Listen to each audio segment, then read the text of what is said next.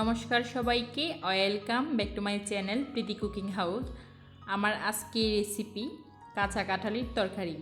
কাঁচা কাঁঠালের তরকারি খেতে কে না পছন্দ করে, খুবই মজার একটি সুস্বাদু ও টেস্টি একটি তরকারি। আজকে খুব সহজভাবেই আপনাদের মাঝে কাঁচা কাঁঠালের তরকারিটি শেয়ার করতেছি। আশা করছি আমার এই ভিডিওটি সবার কাছেই ভালো লাগবে। তো কাঁচা কাঁঠালের তরকারি রান্না করার জন্য আমি এখানে একটি কাঁচা কাঁঠাল সিদ্ধ করে নিয়েছি। এবার এটাকে তেল দিয়ে ভেজে নেব।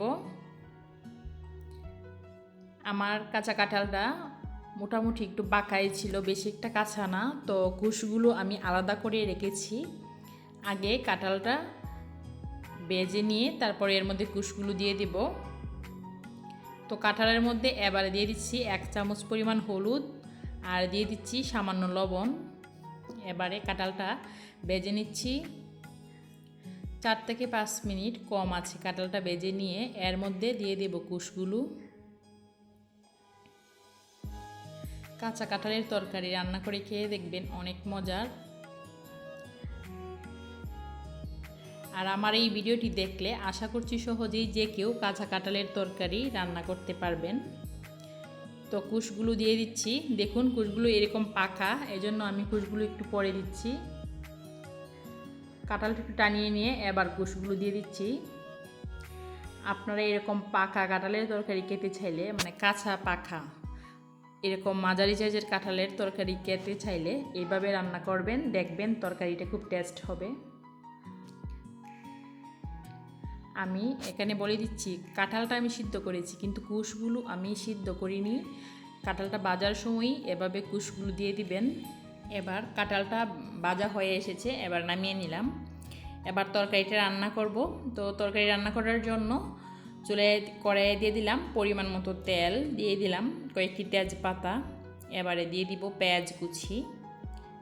তো আমি এখানে বড় সাইজের 2 থেকে 3টি পেঁয়াজ নিয়েছি, সবগুলো পেঁয়াজ কুচি দিয়ে দিচ্ছি। পেঁয়াজটা একটু হালকা বাদামি হয়ে আসলে এ পর্যায়ে সবগুলো মশলা দিয়ে দেব। প্রথমেই দিয়ে দিচ্ছি আদা বাটা। আমি এখানে 2 টেবিল চামচ পরিমাণ আদা বাটা দিয়ে দিলাম। দিয়ে দিচ্ছি রসুন বাটা। রসুন বাটা দিয়ে দিলাম। এবারে দিয়ে দিব পেঁয়াজ বাটা, হলুদ, মরিচ, লবণ সবগুলো এক এক করে দিয়ে দিব। দিয়ে দিচ্ছি পেঁয়াজ বাটা। এক কথায় মাংস রান্না করতে যা যা মশলার প্রয়োজন হয় কাঁঠাল তরকারি ঠিক সেমভাবেই রান্না করবেন। দিয়ে দিচ্ছি হলুদ, পরিমাণ মতো লবণ। হলুদ দিয়ে দিলাম 2 চামচ, লবণ দিয়ে দিলাম পরিমাণ মতো। এবারে দিয়ে দিচ্ছি 3 চামচ পরিমাণ জিরা।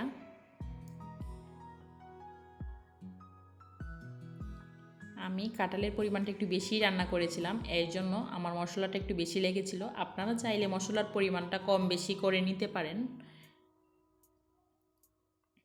আর কাঁচা কাঁঠাল কীভাবে সংরক্ষণ করবেন সারা বছর জুড়ে এরকম একটা ভিডিও আমার চ্যানেলে পেয়ে যাবেন।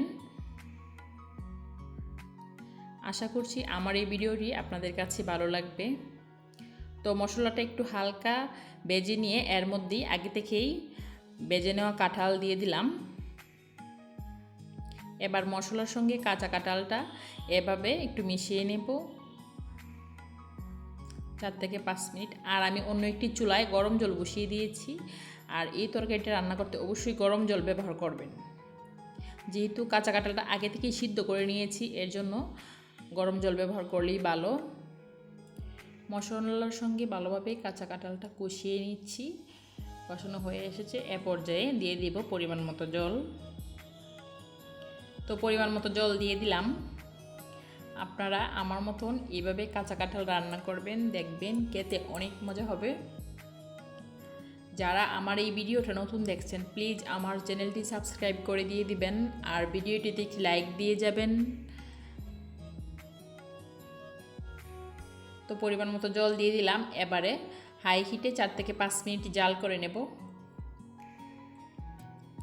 আর জল দেওয়ার পরে চুলার আঁচটা হাই হিটে দিবেন। কেন বলছি, লো হিটে দিলে কাঁঠালটা আরও সিদ্ধ হয়ে যাবে, এতে করে কাঁঠালটা গলে যাবে, তরকারি বেশি টেস্ট হবে না। আর আমি যেভাবে দেখিয়ে দিচ্ছি এইভাবেই রান্নাটা করবেন। গরম জল দিবেন, দেখবেন তরকারির স্বাদটাই অন্যরকম হবে। তো এ পর্যায়ে জাল হয়ে এসেছে, এবারে দিয়ে দিব গরম মশলা। গরম মশলা দিয়ে দিচ্ছি। এবারে চুলাটা অফ করে দেব গরম মশলাটা দিয়ে। ধন্যবাদ সবাইকে, সবাই ভালো থাকবেন।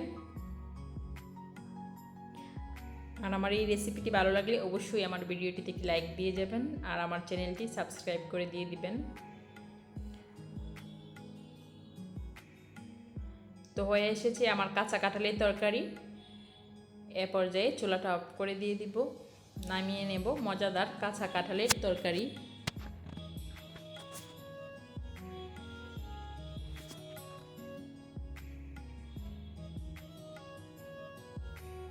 দেখুন কি সুন্দর মাখা মাখা হয়ে এসেছে। এ পর্যায়ে আমি আমার চুলাটা অফ করে দিয়ে দিচ্ছি।